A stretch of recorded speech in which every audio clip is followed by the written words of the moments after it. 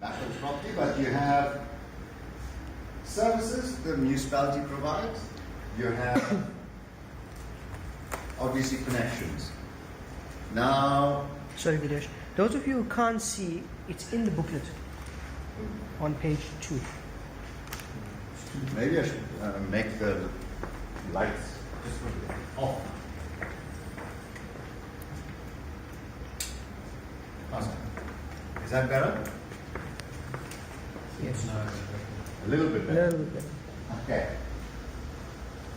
So even with this system, which is beyond your control, there could be problems there. Cracked pipes, deteriorated manholes. That there is obviously our concern. But we're not really discussing this today. Or this system. This is when you're connecting to a municipality. We're obviously going to be talking about on-site disposal. Raw sewerage outfalls into the sea.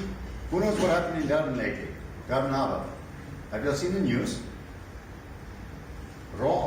Sewer outfall into the harbour.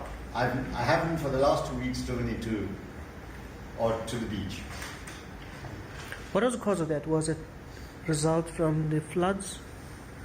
The flood or I won't say caused a problem. It contributed to the problem. Let's just say, you know what, it's bad management, corruption, whatever you call it. Okay. We know the mayor is in charge, Yes. not in Dale. They say the rake stopped working because of the flood. As the rake stopped working, the pumps couldn't handle it, and the pumps failed. Both, so your main pump and your backup pump, sewage is flowing into the sea. Sure. I'm saying if it's maintained properly, you saw the problem, you can see the problem, go and fix it. Or maintain. Maintain. There was something, some way, something went wrong. And generally, the way things are happening in this country, I would say the first thing that will point to is corruption. Or someone not just doing the work. Oh boy. Okay. So, what do we want to achieve, or the environmental health issues related to sewer? Public safety, environmental safety, objectionable discharge, groundwater pollution, disease prevention, and odor.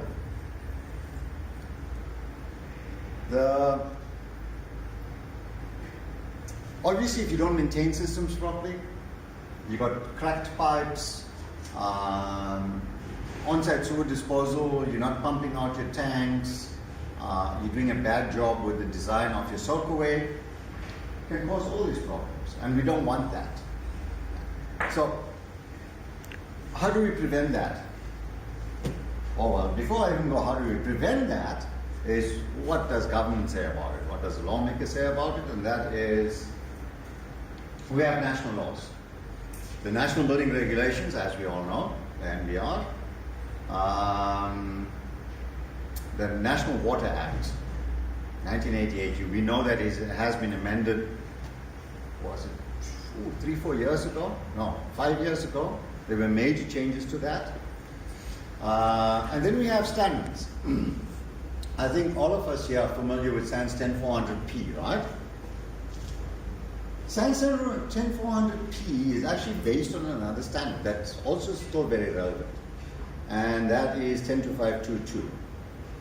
Now, 10400P is relatively thick, 70 pages or something like that.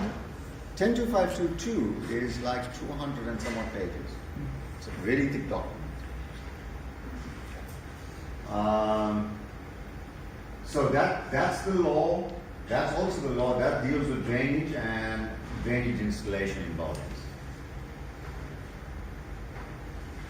before we go on how we're going to go about doing this, we need to know the implications and the legal implications, and therefore I'll quickly go through the law itself. So the regulations, which stems from the National Building so the NBR and the regulatory part for sewer says, where in respect of any building, a suitable means of disposal of waterborne sewage. Now, do you all want me to read that out? Explain it, right? So, the most important part here is all buildings are to dispose of waterborne sewage via a municipal system or on-site sewage. That's what that number 1 talks about. Right. All buildings. Where no such means of sewage disposal is in accordance. So basically what the second part talks about is non-waterborne sewage. It talks about VIP toilets or pit type retrieves. And there's a standard for that, but we're not discussing that today. And that falls under a different standard, part Q. Number two talks about where a municipal system is provided. There is no ifs and buts. You have to connect to the municipal system. You cannot do an on-site sewer or anything like that. It basically says where there is a municipal sewer system provided, you need to connect to it. It also says where it becomes available. So just if there was no sewer and the sewer became available, the municipality will notify you by writing. They're legally obliged to do that. And they will give you a time limit to connect to their sewer line at your cost or the client's cost. So even if you had an on-site sewer system, once the municipality comes and lays the line, they give you a time limit, you go and connect up to their sewer. I didn't include it in the slideshow or in your handout, but I just want to make a comment here regarding a proposed regulation and law or addition to the NBR, which is going to be water, potable water. We know that potable water is actually not covered in the NBR. It's covered by the National Water Act, it's not covered with the NBR. And what the NBR is going to do, or the proposed addition, is recycling, rainwater harvesting. It's a whole lot. It's not just a simple thing.